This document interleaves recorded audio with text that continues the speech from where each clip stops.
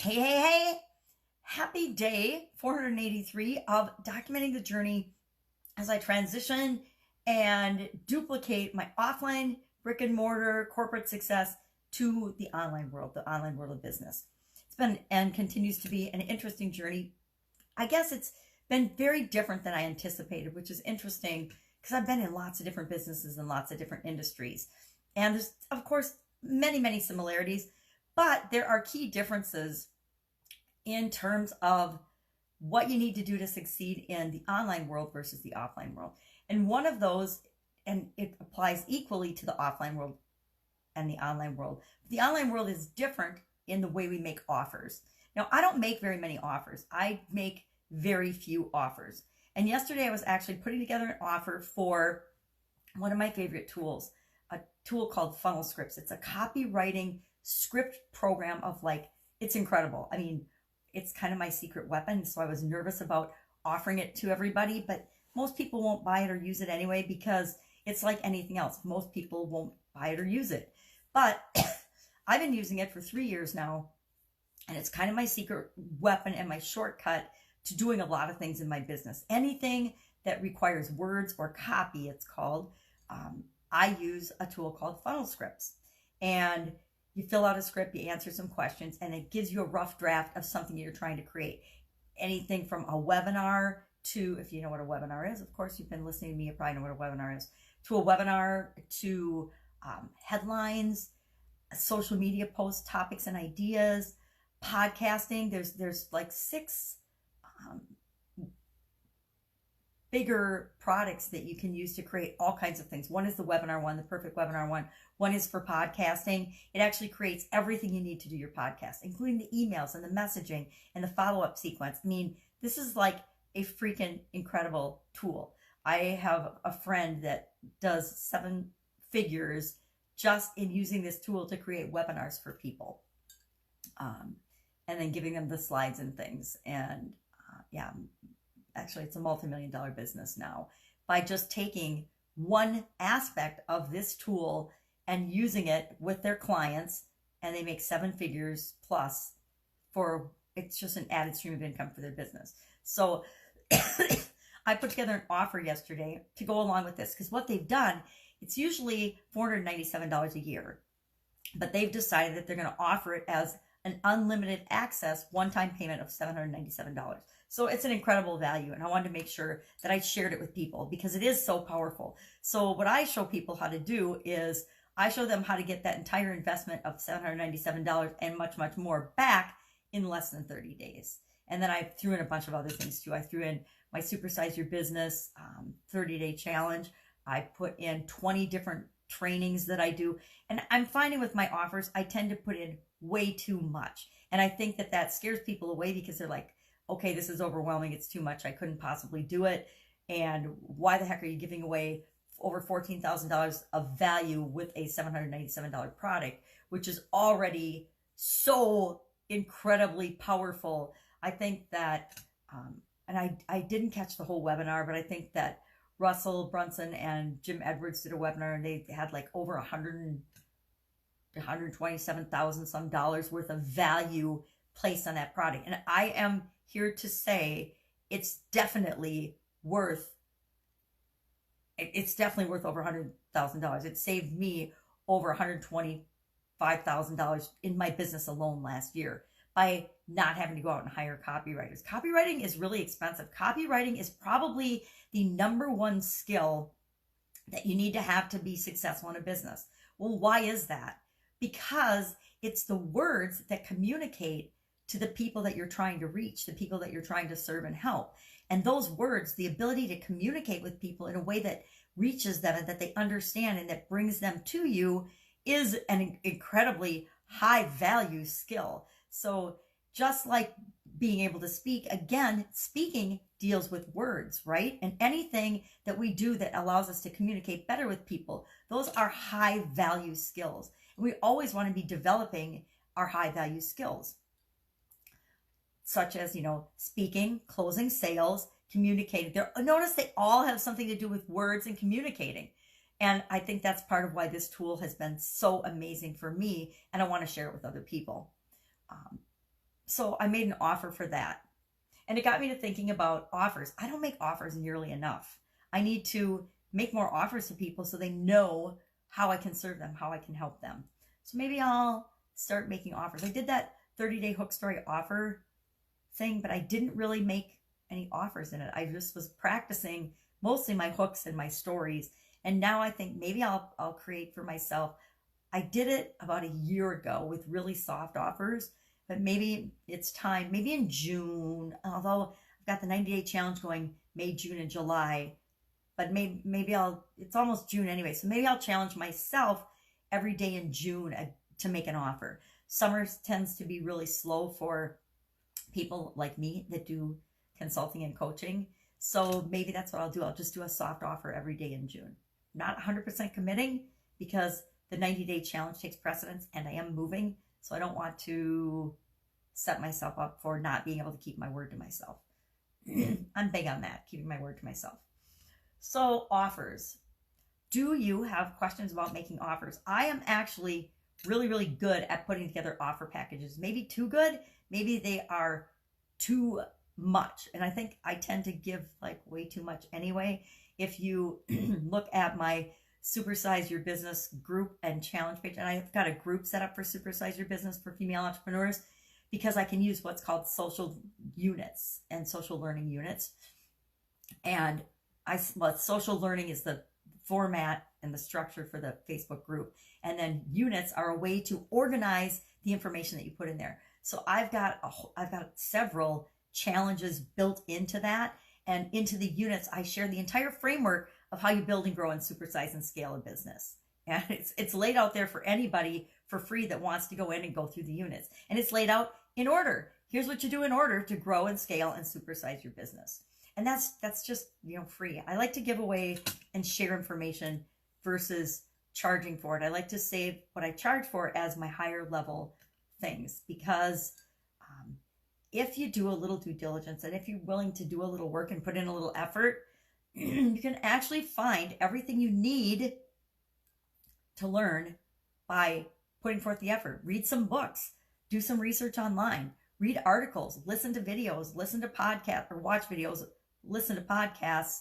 Everything you need, it's already out there. It's already out in the universe. It's actually already inside you. You just don't know it for the most part, but it's out there. You just have to take the initiative to go out and find it. And all you have to do is ask the questions.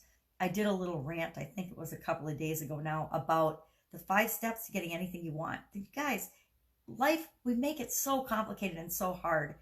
And I am like the queen of that, which is why I can say we. I take simple things sometimes and make them so complicated and so convoluted, and it just doesn't have to be that way. There's only 5 steps to getting anything that we want. You got to want it. You got to know what you want. You got to believe that it's possible for you. You have to ask for it. You have to ask the question, how am I going to make this happen? Or how can I go about this? And then listen for the answer because the answers always come up. Anything we ask ourselves, we always get an answer for. We always get an inkling or an idea of what we need to do. We need to act on what comes up for us. And maybe it's make a phone call, read a book, do a Google search, ask a question on Quora or one of the other question and answer sites. But I'm going to say one of my pet peeves is don't ask a question on Quora if you can Google it. If you can Google it, take the extra step, the initiative to look up the answer yourself. I'm one of the people, I answer a lot of questions on Quora. They had me in one of their test programs. And I got to tell you, the older I get, the harder it is to answer questions for people when I feel like people should know to just try to find an answer themselves instead of just asking the question and hoping everybody will do your legwork for you and find the answer for you and then tell you what to do.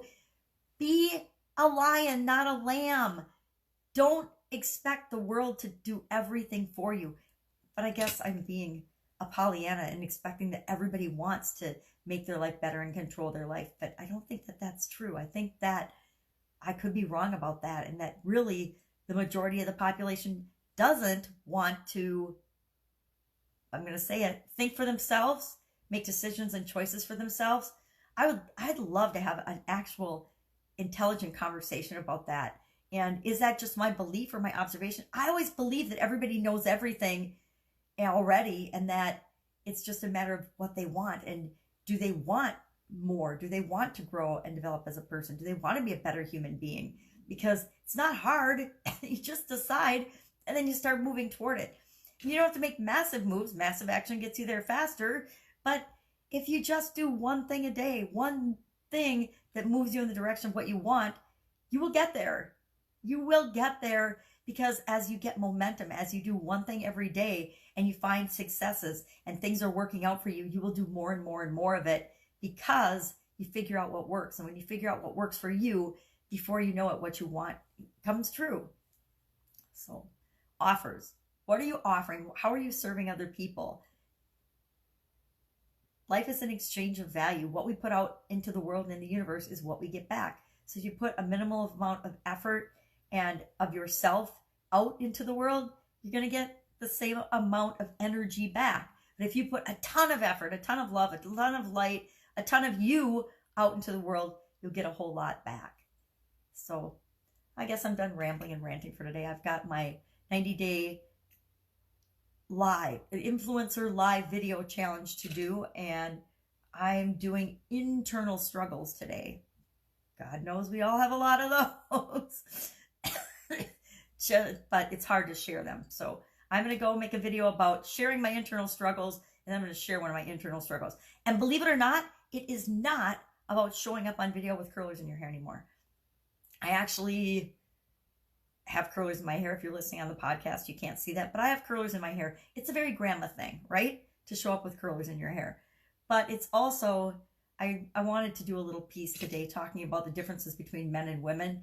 You know, for a man to hop on video, he can pretty much just hop on video in a t-shirt or whatever. But for a woman to do it, you need to get cleaned up, prepared, you know, put on some makeup and look sort of decent. Once in a while, we'll do videos with, you know, just however we are, we'll grab the camera and go, or grab the phone and go.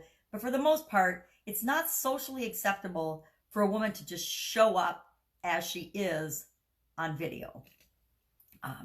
It's not really socially acceptable for a woman to show up in public just as she is, like she rolled out of bed or right out of the shower or something. You know, some of us are brave enough to do that. I wasn't always brave enough to do that, I'll admit. In my 20s and 30s, and probably even in my 40s, I would not have been caught dead leaving the house without makeup and my hair done and my hair fixed, at least a ponytail. I just wouldn't. And now I show up on video in curlers. So I do my makeup, but I wanted to do a little piece about the difference between men and women. And men, if you look at the comments and the feedback that men get on their videos, it is almost never, I don't know that it's ever been about their appearance or how they look or how they speak or how they, you know, the thing, you know, what it is that they, the superficial things. I don't think men are judged as much on the superficial surface things as women are. And it might not be right. It might not be fair, because life isn't fair, gang. But it is what it is. So that is actually part of why I started to get cleaned up and put makeup on in my videos. It's you know, a challenge enough to show up in your bathroom and be yourself, but to be yourself without any makeup, without your hair fixed. And my hair's in curlers on purpose because I've got important things I need to do today. So I need to look decent. And if I don't keep the hot rollers in a certain amount of time, especially in this humid weather, my hair goes stick witch straight immediately. Maybe I'll do a stick witch straight hair video in the next couple of days, because you'll see what I'm talking about. And I'm so envious. My granddaughter has got the most beautiful, naturally curly, blonde, Shirley Temple type hair that it's amazing. I used to have to do permanents to get that hair. The things we women go through to look decent. Men have no idea.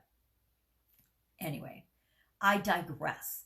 Go out, make it a fantastic day. I will, of course, join you tomorrow with a little bit more about what I'm doing on my online journey. What's working, what's not working. I'll let you know how the offer works out. It's only going to be through the weekend. When I do make an offer, when I make an irresistible, amazing, stupendously valuable offer like this, I only keep it up for usually a handful of days. So this will go through the holiday weekend, and then I'll take it down, because it's going to be a time-consuming thing, because the part that the biggest thing that I'm offering from a time standpoint is weekly Q&A calls, which those I can do blindfolded.